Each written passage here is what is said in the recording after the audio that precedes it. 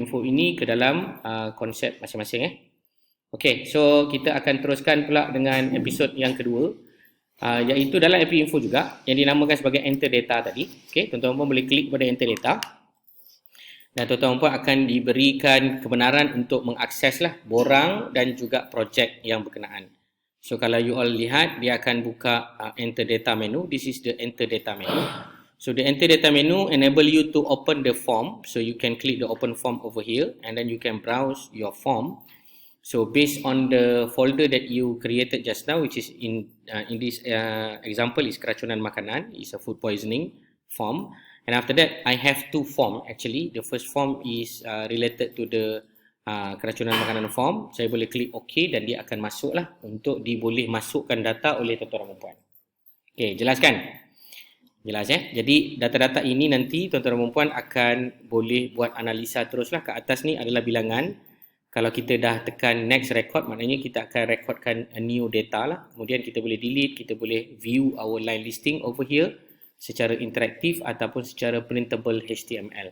So setelah selesai, maka habislah penggunaan AP Info untuk enter method. Enter method adalah untuk memasukkan data. Saya ulang, yang ini adalah untuk memasukkan data. Okey, create map adalah untuk membuat koordinat bagi density plot penyakit yang berkaitan. Saya pun tak cadang pakai yang ini kerana ia sedikit mencabar. Namun begitu, StatCal ni bagi saya is something yang sangat significant untuk you all gunakan sebab dia membantu you all untuk membuat calculation yang mudah yang mana kita akan bincangkan sebentar saja lagi. So maknanya AP Info ni kita dah habis buat, dah isi data, cuma analisa geospatial kita buat kemudian, StatCal ni kita masukkan kemudian. Okay, so now kita akan pergi kepada yang the new topic. Saya akan gunakan satu borang yang baru ataupun account Gmail yang baru supaya dia nampak fresh, yang dipanggil sebagai Gmail. So kita akan buat online form dan daripada online form ni kita cuba buat borang dan juga cuba buat investigation punya apps lah. Okay, dah standby dah? Dah Pertama kita pergi pada Google. Dah pergi pada Google dah? Oh, saya tak boleh pergi rupanya sebab tak buka internet. Kejap saya buka internet dulu. Patutlah saya cakap kenapa dia tak nak pergi internet Saya tak open. Okay, so tuan-tuan dan puan boleh type Google and then dia akan tulis no internet lah sebab baru buka. Alright. So, alright. So this is the Google account. Apabila anda masuk Google account, dia akan prompt into the on the top right corner of your Google account seperti yang saya tunjuk ni. Kita akan ada nama dan juga kita punya email lah. So this is the example yang dia telah di login. Kalau anda tak dapat akses benda-benda ni, maknanya dia tak login lagi lah. So you must login using your credential. Okay, so the first step you go to the Google Drive. So Google Drive inilah yang kita akan bincangkan sebentar saja lagi. Okay, dah standby dah? Okay, pertama tuan-tuan dan puan dipersilakan klik kepada new dan pergi kepada folder new folder. Dah klik dah new folder? New folder. Okay, ni semua dah tahu ni. Cuma saya nak tunjukkan apa-apa benda yang mungkinlah you all tak tahu Okay, pertama anda boleh letakkan nama folder lah. Contohnya anda letak dekat sini adalah keracunan makanan. Contohlah sama macam kita buat tadi, keracunan makanan. Okay, dah sudah. Anda boleh tekan butang create. Okay, setelah tekan butang create, maka ada satu folder dibuat. Saya kena pakai akaun yang baru ni sebab akaun saya semua banyak yang dah full. So now you are going to click the keracunan makanan folder to go inside the folder. You dah go inside the folder? Yes. Dah Okay, now you click the new button. Okay, there are some menu that are made available for you. Okay, I give you one example. Google Docs you all tahu. Google Sheet you all tahu. Tahu kan hari tu dah belajar sikit lah kan. Dah belajar Excel kan. Tapi Google Sheet ni dia adalah komponen yang seperti mana saya ajar Excel juga. Cuma beza dia punya cara penamaan dia. Cara nak name column. Itu nanti kalau sempat kita buat sekejap lagi. Google Slides semua tahu kan. Google Slides, Google Form kita akan buat sebentar lagi. Okay, cuba tekan more ni. More ni dia ada banyak lagi ni. Kalau tuan-tuan tengok dia ada Google Drawings, Google My Maps, Google Sites, Google App Script, Google Jamboard dan juga Connect More App. Contoh Connect More App ni adalah seperti Google Colab. Google Colab ni adalah untuk kita analyze Python script bagi membuat automation. Nanti anda belajarlah kalau sempat kita buat automation sikit lah. Alright, so kita pergi yang simple dulu, pergi ke Google Form. Dah pergi dah Google Form?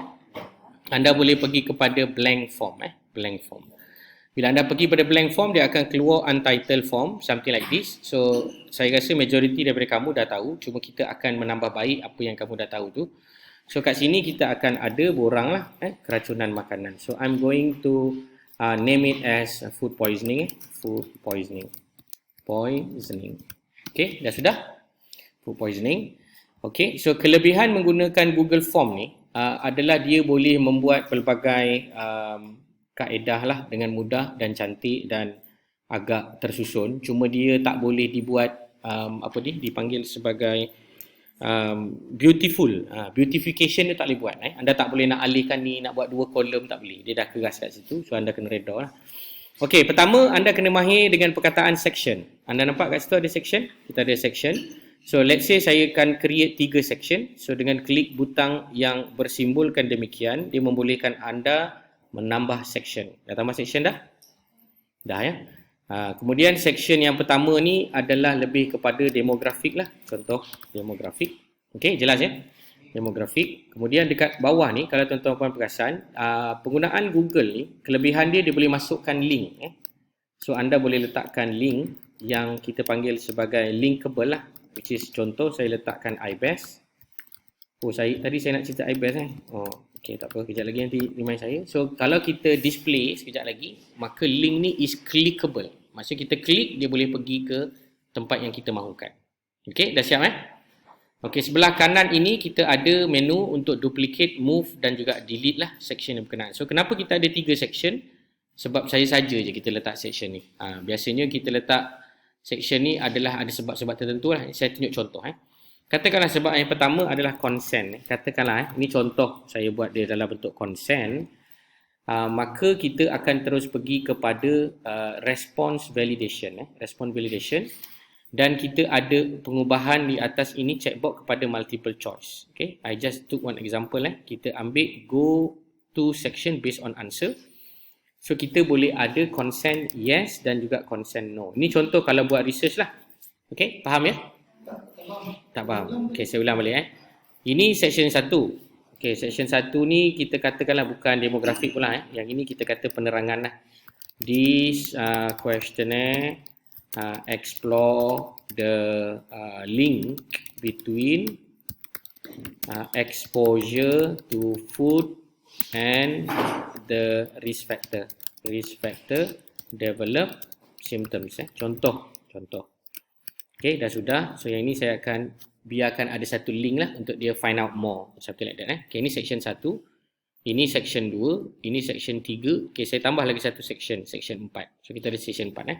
So section yang pertama ni ataupun section 2 daripada 4, the section number 2 of 4, we are going to declare it as demographic lah, socio-demographic. So this one is much more better if we specify as socio-demographic.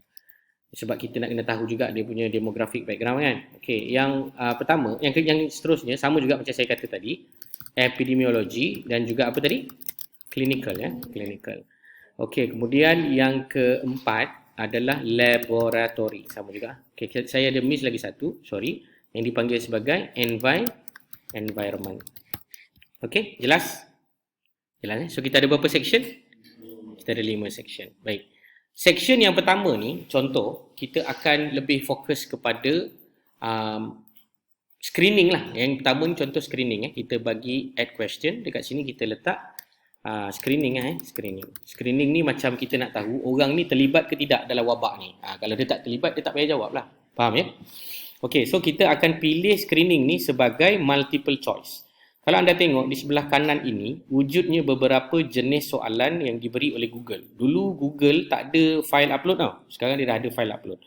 Jadi yang saya nak cerita kat sini maknanya dia dah pelbagaikan lah mengikut peredaran zaman. So tuan-tuan boleh pilih, all of you can select the multiple choice and then anda boleh klik required. Required enable you to wajibkan each of the respondent to key in the specific data. Okey, contoh yang pertama ni screening. Screening ni contoh yang pertama punya screening, iaitu saya akan buat satu kaedah. Kalau dia terlibat dengan wabak, maka dia tekan yes. Kalau dia tak terlibat dengan wabak, dia tekan no. involve case ataupun control. Contoh case ataupun control. Dan lagi satu adalah not applicable. Not applicable. Contoh ni contoh saja. Okey, dah tulis dah?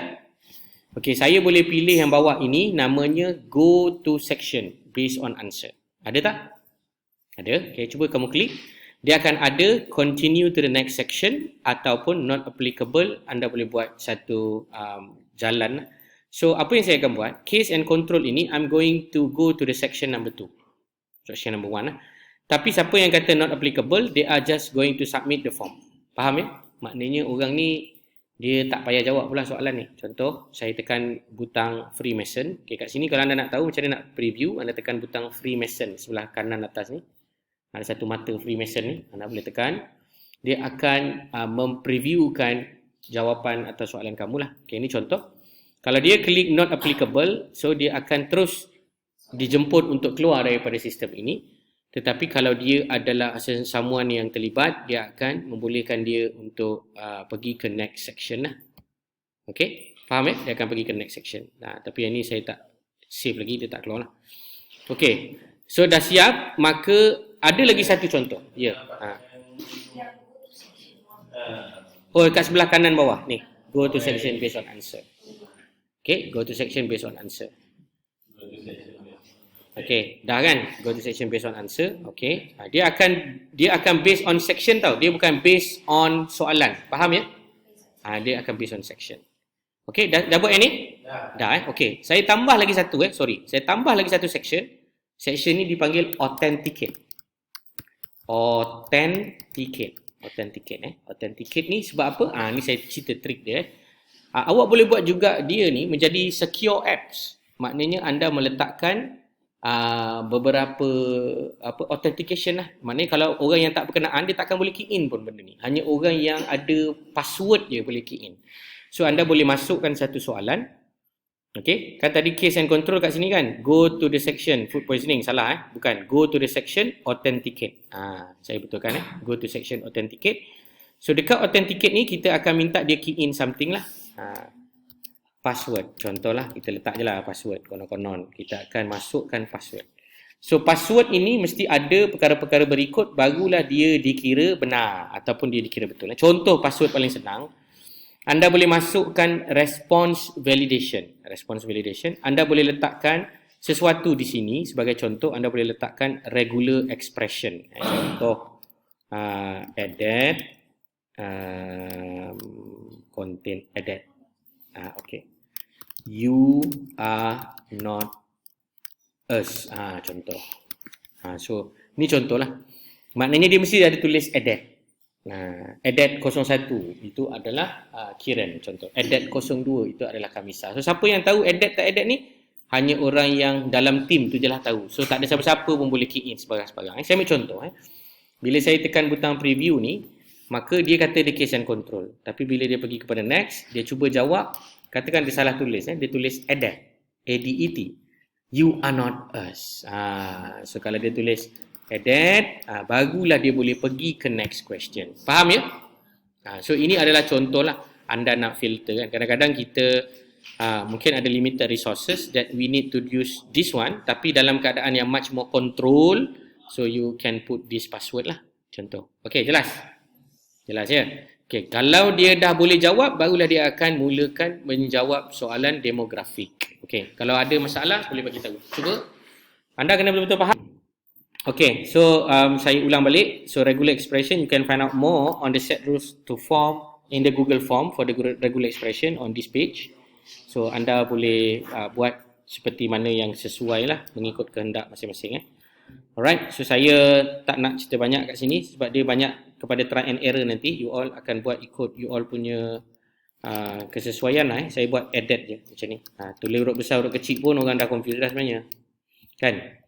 Okay, dah siap? So next adalah socio-demografik. Socio-demografik tak lain tak bukan, anda ada beberapa choice yang mudah. Antaranya adalah nama, umur, pekerjaan ataupun warga negara lah. Simple lah. Okay, kita try buat those 5 questions. So pertama saya buat gender lah.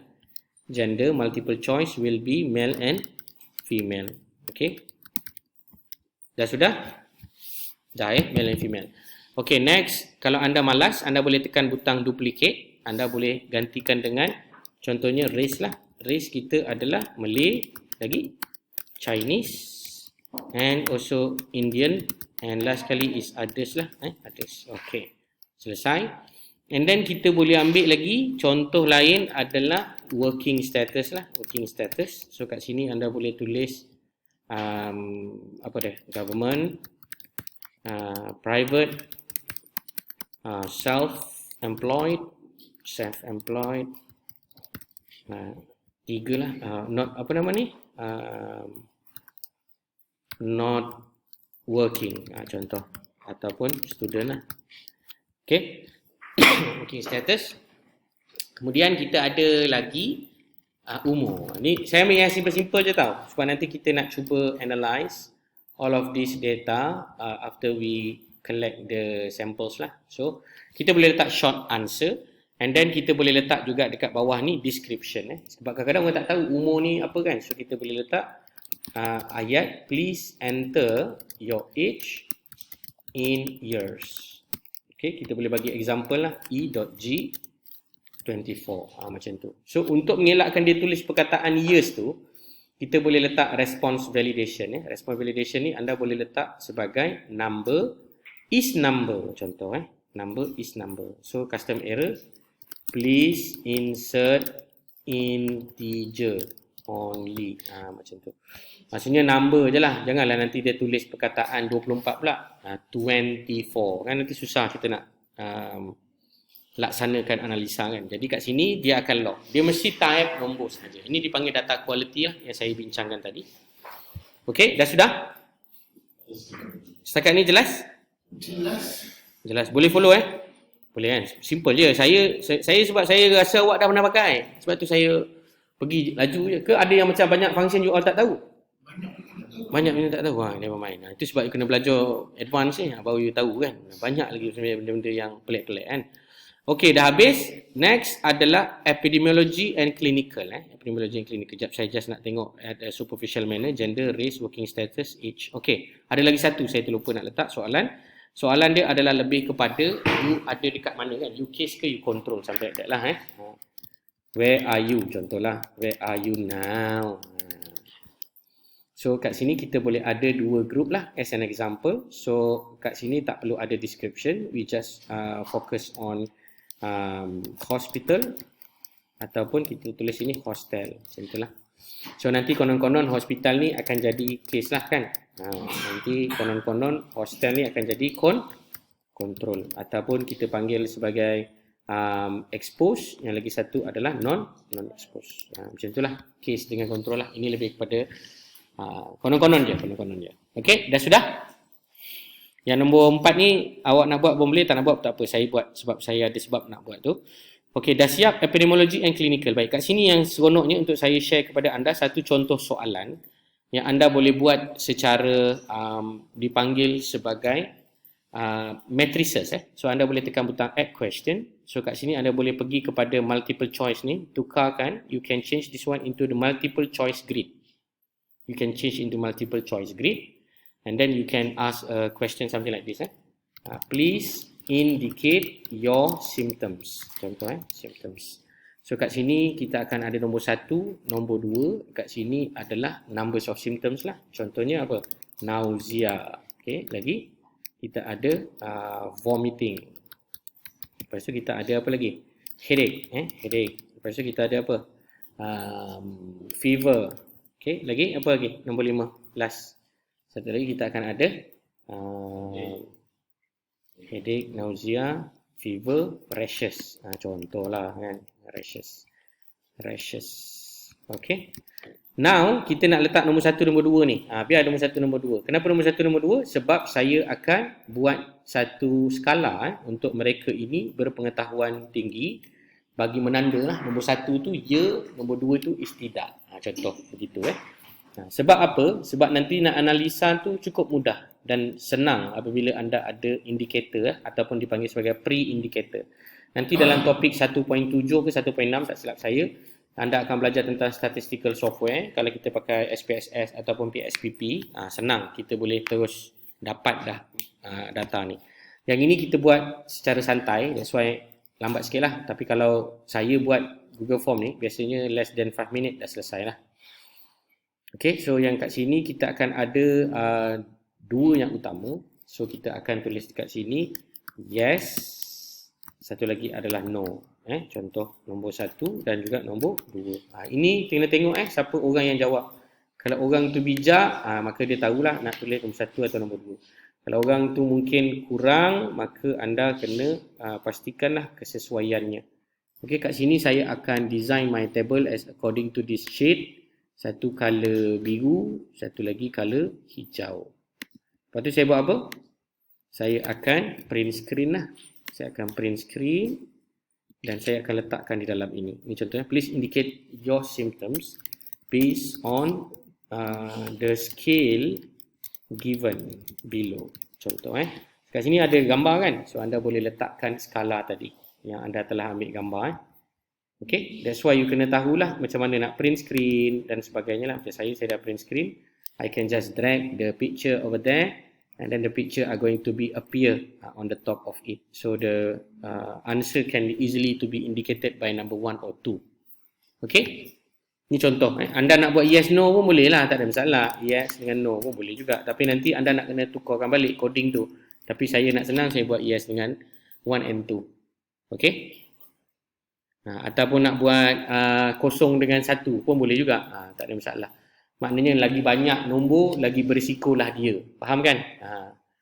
Okey, dah sudah Dah sudah? Boleh? Boleh dapatlah idea kan? Saya nak bagi you all idea je. Okey, and then the next one yang lebih menariknya dekat sini. Okey, kalau kita ambil data orang, kita akan ambil juga dia punya koordinat, betul tak?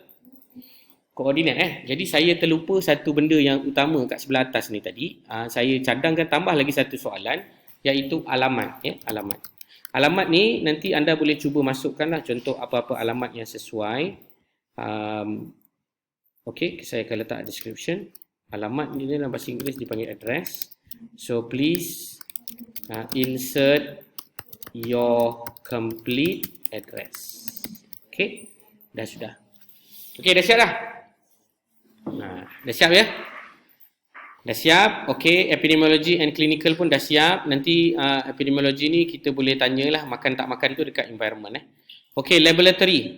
Okey, laboratory ni pun sama juga tuan-tuan dan puan-puan. Kita boleh masukkan. Yang ini kita cuba tukar pula kepada checkbox grid. Checkbox grid ni ada sedikit mencabar dia sebab nanti nak menganalisis dia susah. Nasihat saya, daripada anda buat checkbox grid, lebih baik anda buat yes no. Faham tak? Contohnya, apakah yang anda makan? Ada senaraikanlah 10 makanan pun lebih senang daripada dia cakap ya, makan atau tak makan, makan tak makan, makan tak makan, daripada you all suruh dia tick apa makanan yang dia makan. Nanti susah you nak analyse. Faham tak? Faham ya? Okay. So checkbox grid ni saya tak payah letak lah ya. Saya tak nak letak. Saya just nak gunakan benda yang sama, iaitu multiple choice grid. Okay, kat sini saya akan letak please answer the result of your laboratory findings. Contoh ni contoh. Mustahil lah kan patient boleh dapat result terus daripada makmal kan. Biasanya dia dapat selepas dia jumpa dengan doktor dan sebagainya lah. Tapi kita nak hypothetically dia adalah ya, yes, no. Okay, contoh kat sini adalah result apa? Result, okay, bukan yes, no, sorry. Okay, sorry, normal. Not normal not normal. Ni contoh. Okey, kat sini contoh apa? IgG. Tadilah konon-konon ada kena-mengena pula IgG dengan IgE dengan food poisoning, mana ada? Contoh. Okey. Culture lagi. Cultured result. Okey. Normal, not normal. Lagi apa? Contoh apa? Ni food poisoning ni. Laboratory. Feces. Feces result. Betul ke feces? Stool lah, dia tak panggil feces kan, dia panggil stool stool. Lagi betul sebab kat environment. Ni dekat laboratory apa ni lagi? Urine. Contoh lah, ni semua saya hypothetically contoh. Okey, habis? Dah sudah? Dah alright. So next is environment. So environment ni adalah please answer the following food that you ingest or jamah. Macam tu. Alright, so kita akan ambil bukan multiple choice, kita akan ambil multiple choice grid. Okay, nak lebih nampak kelakar sikit, kita akan bagi dia, okay, please answer the following food that you ingest according to the quantity. Oh, kan kelakar ni. Tak pernah ada pun dalam investigation ni, tapi saya sengaja mengkonon-kononkan. Boleh okay, so saya akan letak kat sini color yang sedikit different. So I'm going to use something like this. No, yes, dan lagi satu saya akan letak adalah yes juga, tapi banyaklah. No, okay, not at all. Okay, lagi satu yes, little bit, macam tu. Yes, so many, konon-konon. Not at all, saya buat kosong, ini satu, ini dua. Contoh, this is example only. So I'm going to specify this one as green color. Okay, followed by this one little bit orange color, and then this one so many as the red color. Okay, this is hypothetical only. Mungkin tak ada pun. For those who are watching this video and you are epidemiologist, don't kecam myself lah. This is example je. Okay, dah sudah? Dah sudah ke? Dah sudah, macam biasa buat scale. Alright, lepas ni saya akan bagi anda buat, selesaikan sampai macam yang saya punya. Lepas tu kita boleh bincangkan macam mana nak collect data dan sebagainya. Okay, yang pertama ni apa? Nasi lemak, contoh. So kat sini kita akan letak 0, and then number 1, and then number 2. Nasi lemak, lagi apa? Ayam goreng. Lagi apa? Mi goreng. Okay, lagi. Ini secara umum kalau anda buat investigation yang lebih bagus, sebenarnya anda kena nasi lemak tu ada tak nasi lemak sahaja. Lepas tu sambal nasi lemak contoh. Telur nasi lemak, kicap, satu-satu anda ambil. Itu dipanggil sebagai kontekstual lah. Maksudnya anda ambil satu-satu cerakinan dia lah. Macam ni mi goreng, kalau ikutkan dia ada mi goreng sahaja ataupun mi goreng dengan sambal lah. So benda tu anda aware lah kan. Nanti kita bincangkan kemudian. Mi goreng, nasi lemak, ayam goreng ni package lah. Lagi apa? Sandwich. Okay, lagi? Apa lagi? Lontong ke lontong? Lontong. Lagi? Lemang. Makan lemang mewah betul korang Lemang dan rendang. Okay. Buah betik. Contoh. Lagi? Air apa? Air zam-zam. Saya tak adalah. Air jus. Tembikai. Contoh. Lagi? Air Milo. Okay, lagi? Saya nak 12 je. Tak nak banyak. Air Milo. Lagi? Aiskrim. Okay, lagi? Last kali? Apa lagi yang dijual? Kari puff. Contohlah. Kari puff. Alright. So, ini adalah contoh saya punya borang soal selidik online yang saya akan gunakan untuk mengambil data di lapangan. Okay. Kemudian dekat bawah ni mungkin anda nak tambahlah lagi satu. Contoh kat sini please rate the environmental condition of the premise. Contoh, kalau nak tambah pun boleh premises. So yang sini awak boleh letaklah seperti apa, kebersihan tandas, tempat dapur, contoh dapur. Tapi nanti kena tukarlah kan. Ini saya buang Ini saya buang. Sorry. Okay, cara nak buang dia kat sini dia ada tulis remove. Dia macam tu. Okay, kat sini adalah dipanggil sebagai very bad. Contoh, very bad. Kemudian kita ada bad. Lepas tu fair. Lepas tu apa lagi? Good. Lepas tu very good. Okay. So kat sini dapur, sini kita panggil tandas, lagi preparation area, okay, display area, okay, lagi storage area. Contohlah ni ambil ini ya, yang simple je. Alright, so siap. Okay, ada apa-apa soalan?